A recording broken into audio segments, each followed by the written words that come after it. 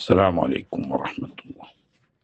بسم الله والحمد لله والصلاة والسلام على رسول الله وعلى آله وصحبه الفائزين برضا الله. أما بعد، أقسام حكم العقل لا محالة هي الوجوب ثم الاستحالة. ഇനി വിഷയത്തിലേക്ക് കടക്കുക.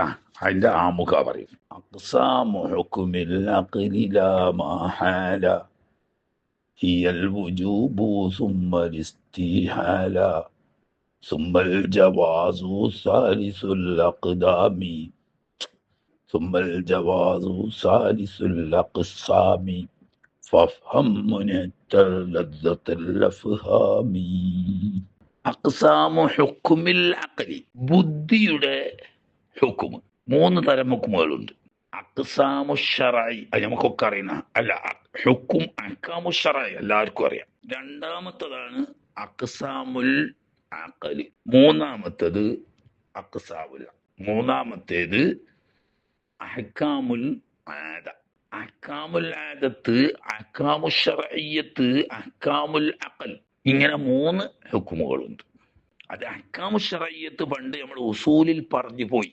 വുജൂബ് മുതൽക്ക് മുസ്തഹബ്, അതുപോലെ ഹറാമ്, മക്റൂഹ്, പിന്നെ ഇബാഹത്ത്. മുതഅഖിരീങ്ങളായ ആളുകൾ ഖിലാഫുൽ ഔല എന്നൊന്ന് ആറാമത്തോട് പറയും. ഇതിനാണ് അഹ്കാമുൽ ശർഈ എന്ന് പറയുന്നത്. ഇവിടെ അതല്ല.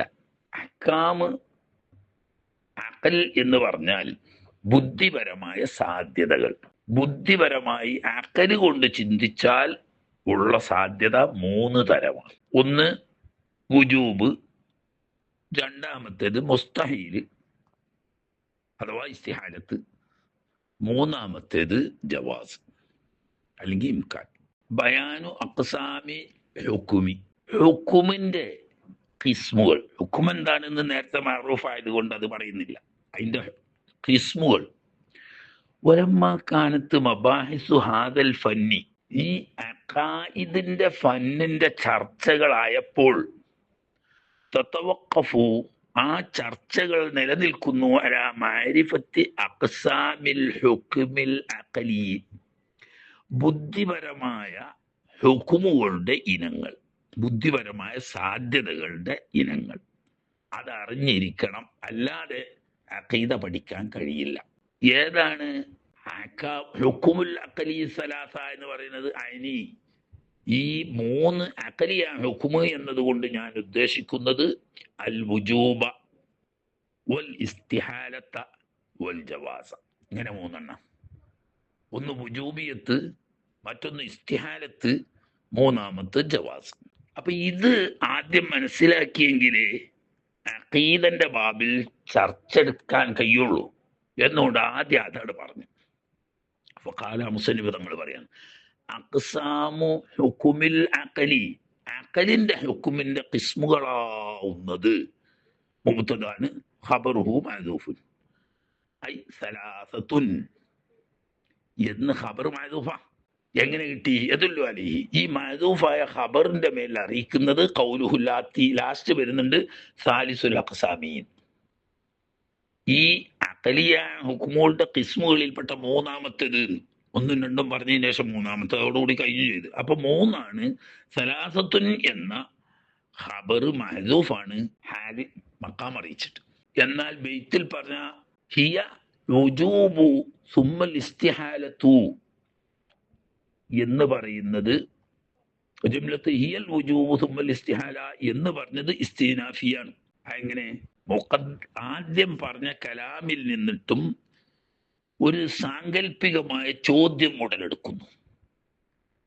ആ സാങ്കല്പികമായ തഖ്ദീരിയായ ആ സുആലിന്റെ ജവാബിൽ പറയുന്ന ജുംലകൾക്കാണ് ഇസ്തിനാഫിയായ ജുംല എന്ന് പറയുന്നത്. അതായത് ഇപ്പോൾ ഒരു ചോദ്യം വരും, ഹുക്കുമുൽ അഖല് ഏതൊക്കെ കൂട്ടരെ എന്നൊരു ചോദ്യം. അപ്പൊ പറയണ അത് അഹ്കാമുൽ അഖല് എന്ന് പറയുന്നത് അൽ വുജൂബാണ് ഒന്ന്, അൽ ഇസ്തിഹാലത്താണ് രണ്ട്, അൽ ജവാസാണ് മൂന്ന്. ഇങ്ങനെ പറയാം.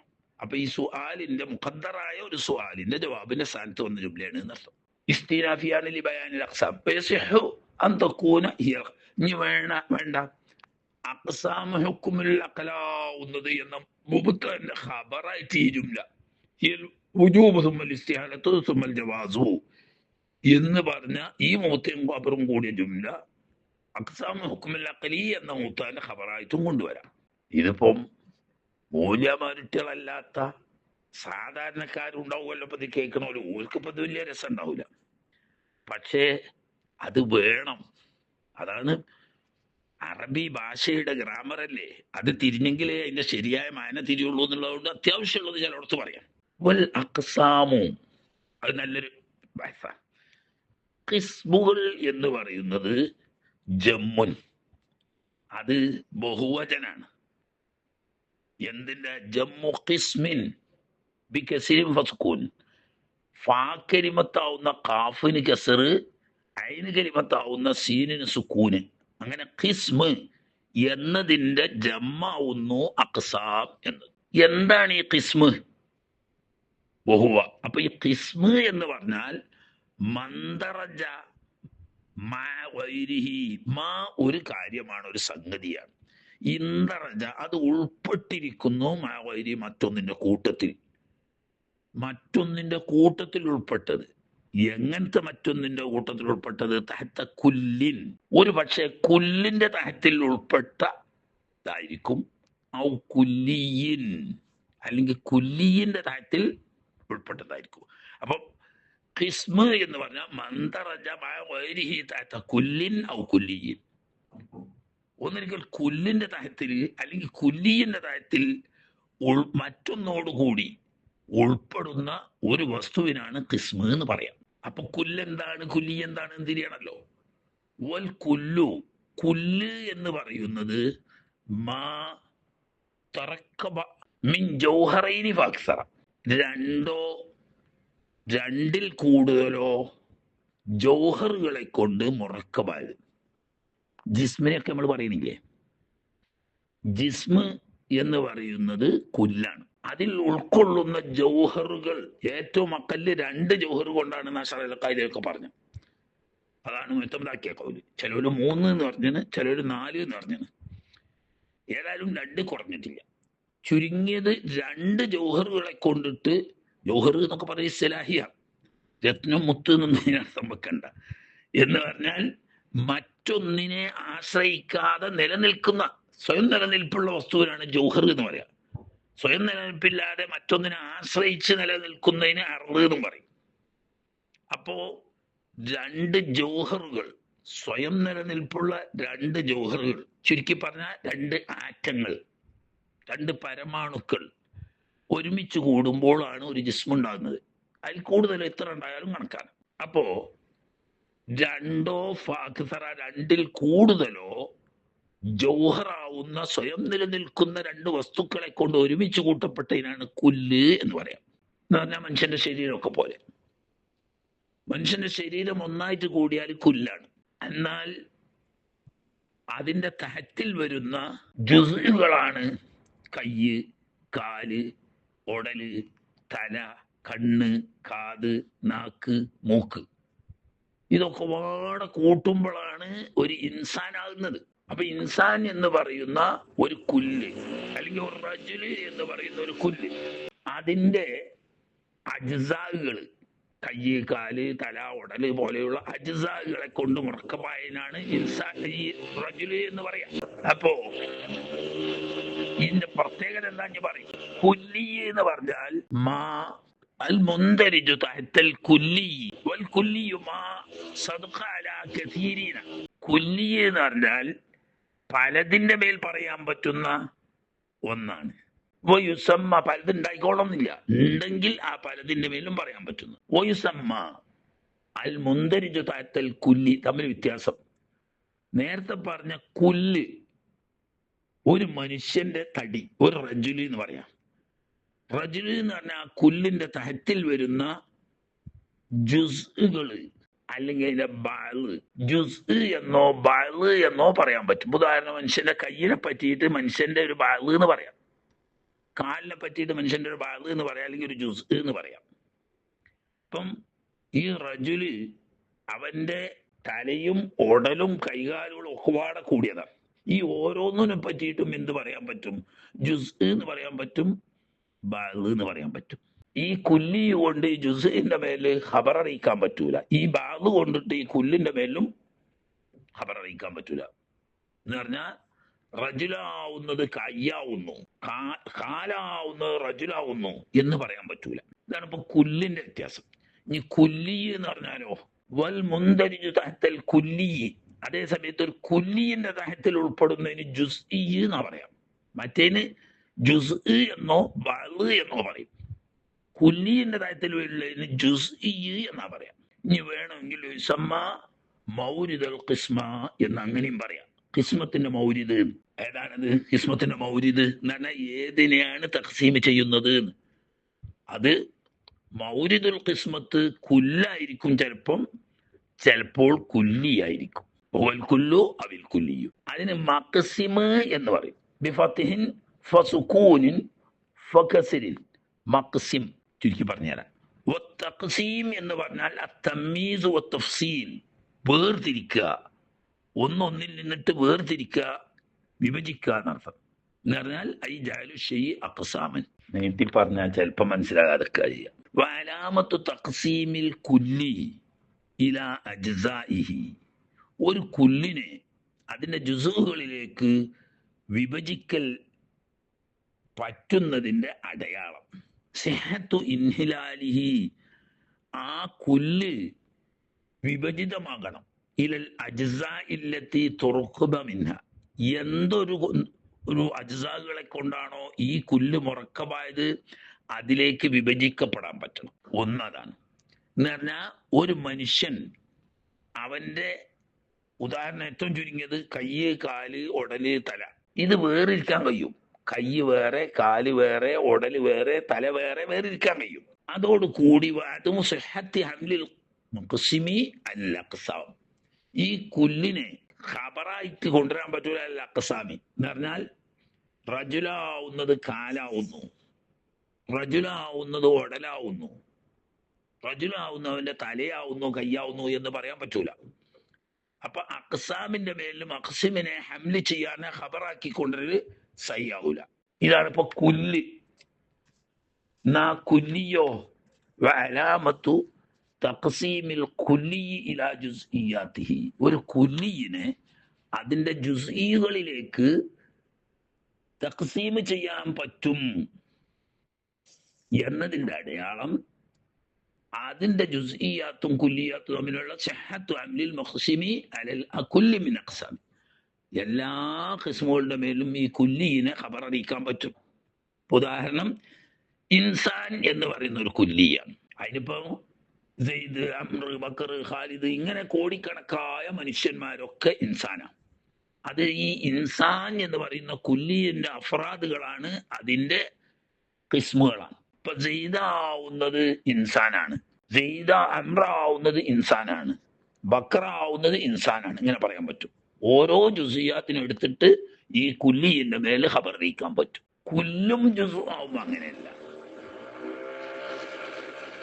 കയ്യാവുന്നത് റജുലാവുന്നു, കാലാവുന്നത് റജുലാവുന്നു എന്ന് പറയാൻ പറ്റൂലല്ലോ. അതേസമയത്ത് സെയ്ദാവുന്നത് ഇൻസാനാവുന്നു, അംറാവുന്നത് ഇൻസാനാവുന്നു, ബക്കറാവുന്നത് ഇൻസാനാവുന്നു.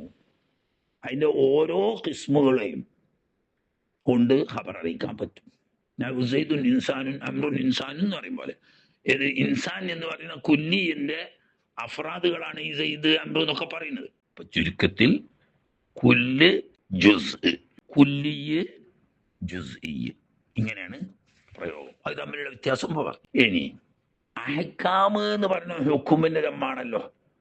വൽ ഹുക്കുമു, ഹുക്കുമ് എന്നത് ഇമ്മാ ശർഇയ്യുൻ, ഹുക്കുമ് ശർഇയായിരിക്കും. അത് നമ്മൾ ഉസൂലുൽ ഫിഖ്ഹിലൊക്കെ പറയുന്നതാണ്. എന്താണ് ഹുക്മു ശർഇ? ശർഇയായ ഹുക്മു എന്ന് പറഞ്ഞാൽ ഖിതാബുല്ലാഹി തആല അൽ മുതഅല്ലിഖു ബി അഫ്ആലിൽ മുകല്ലഫീന ബിത്തൊലബി അവിൽ ഇബാഹത്തി അവിൽ വദഇ ലഹുമാ. ചുരുക്കി പറഞ്ഞ നീണ്ട തരീഫ. ഖിതാബുല്ലാഹി തആല അല്ലാഹു സുബ്ഹാനഹു വ തആലന്റെ ഖദീമായ കലാമാണ്. ഖിതാബ് എന്ന് പറഞ്ഞാൽ അല്ലാഹുവിന്റെ നഫ്സിയായ ഖദീമായ കലാം. എങ്ങനത്തെ അള്ളാഹുവിന്റെ നഫ്സിയായ ഖദീമായ കലാം അൽ മുതഅല്ലിഖു ബി അഫ്ആലിൽ മുക്കല്ലഫീൻ, ആഖിലും ബാലിഗുമായ മുക്കല്ലഫീങ്ങളുടെ പ്രവൃത്തിയുമായി ബന്ധപ്പെട്ടത്. അതിനാണ് അഹ്കാം ശറിയ എന്ന് പറയുന്നത്. റാത്തുമായി ബന്ധപ്പെട്ടതല്ല, അഫ്ആലുമായി ബന്ധപ്പെട്ട. അപ്പൊ മുക്കല്ലഫീങ്ങളുടെ അഫ്ആലുമായി ബന്ധപ്പെട്ട അള്ളാഹു സുബ്ഹാനഹു വ തആല ഖദീമായ നഫ്സിയായ കലാം എങ്ങനെ ബന്ധപ്പെട്ടു? മുതഅല്ലിഖ് അഫ്ആൽ മുക്കല്ലഫുമായി ബന്ധപ്പെട്ട ബിത്തൊലബി, ഒന്നിരിക്കൽ തലബ് കൊണ്ട്. തലബില് 4 പെട്ടു. ഫീല് കൊണ്ടുള്ള തൊലബ് ജാസിമ്, ഫീല് കൊണ്ടുള്ള തൊലബ് ഗൈറു ജാസിമ്, കഫ് കൊണ്ടുള്ള തൊലബ് ജാസിമ്, കഫ് കൊണ്ടുള്ള തൊലബ് ഗൈറു ജാസിമ്. അപ്പം ഉജൂബ് ഹറാമ്, സുന്നത്ത് അല്ലെങ്കിൽ മന്ദൂബ് കറാഹത്ത്, ഇത് 4 ആയിപ്പെട്ടു. തൊലബ് അബിൽ ഇബാഹത്ത്, 5ാമത്തെ ഹുക്മ ഇബാഹത്ത്, അവിടെ തൊലബില്ല. 5ാമത്തെ ഇബാഹത്തിന്റെ അവിടെ തൊലബില്ല. ചെയ്യുകയോ ചെയ്യാതിരിക്കുകയോ ചെയ്യാനുള്ള അനുമതിയാണ്, അവിടെ തൊലബില്ല. ഇതിപ്പോ ഖിതാബു തക്ലീഫ് എന്ന് പറയുന്ന 5 ഹുക്മകളാണ്. എന്നാൽ അവിൽ വദഇലഹുമാ, തലബ് കൊണ്ട് അല്ലെങ്കിൽ ഇബാഹത്ത് കൊണ്ട് മുതഅല്ലിഖാവുന്ന വദ ആണ്. ഖിതാബുൽ വദ അതും 5ആണല്ലോ. ഷർത്ത്, സിഹത്ത്, ഫസാദ് തുടങ്ങിയിട്ട് ഖിതാബു തക്ലീഫും 5 എന്നതുപോലെ ഖിതാബുൽ വദഉം 5. അപ്പൊ ഖിതാബുൽ വദഇലൂടെ അല്ലെങ്കിൽ ഖിതാബു തക്ലീഫിലൂടെ വരുന്ന തലബ് അല്ലെങ്കിൽ ഇബാഹത്ത്, ഇതിനാണ് അഹ്കാമു ശർഇയ്യ എന്ന് പറയാം. അതൊക്കെ ഉസൂലിൽ പറഞ്ഞ വിഷയങ്ങളാണ്. ഉസൂല് പരിചയമുള്ളവർക്ക് എളുപ്പം മനസ്സിലാവും, ഉസൂല് പരിചയമില്ലാത്തവർക്ക് ചെറിയൊരു അപരിചിതത്വം തോന്നും. വൽ ഹുക്മു ഇമ്മാ ശർഇയ്യു എന്ന് പറഞ്ഞിട്ട് പറയും, ഇമ്മാ ഗൈറുഹു. ഹുക്മുകൾ ചിലത് ഇങ്ങനെ വദ് കൊണ്ടിട്ടുള്ളതോ അതല്ലെങ്കിൽ ഖിതാബ് കൊണ്ടിട്ടുള്ളതോ ഇബാഹത്ത് കൊണ്ടിട്ടുള്ളതായ ഹുക്മിനാണ് ശർഇ എന്ന് പറഞ്ഞു.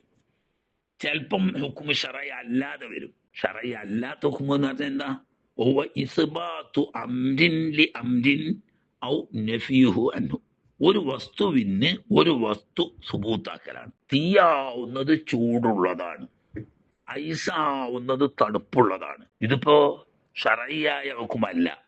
ഇസ്ബാതു അംരിൻ ലി അംരിൻ എന്ന് പറഞ്ഞാൽ തീയാവുന്നത് ചൂടുള്ളതാവുന്നു, ഐസാവുന്നത് തണുപ്പുള്ളതാവും, അത് ഇസ്ബാത്ത്. അല്ലെങ്കിൽ ഐസാവുന്നത് ചൂടില്ലാത്തതാവുന്നു, തീയാവുന്നത് തണുപ്പില്ലാത്തതാവുന്നു.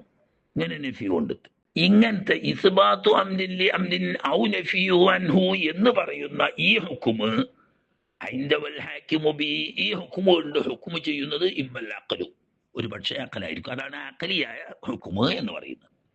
ഓ ഇമ്മൽ ആദത്തു, ചിലപ്പം അഖലല്ല ഹുക്മ് ചെയ്യുന്ന ആദത്താ, ഉർഫ് ആദത്ത്. അപ്പൊ അതിനെന്ത് പറയും? ആദിയായ ഹുക്മെന്ന് അല്ലെങ്കിൽ ഉർഫിയായ ഹുക്മ് എന്ന് പറയും. അപ്പൊ 3 തരം ഹുക്മുകൾ.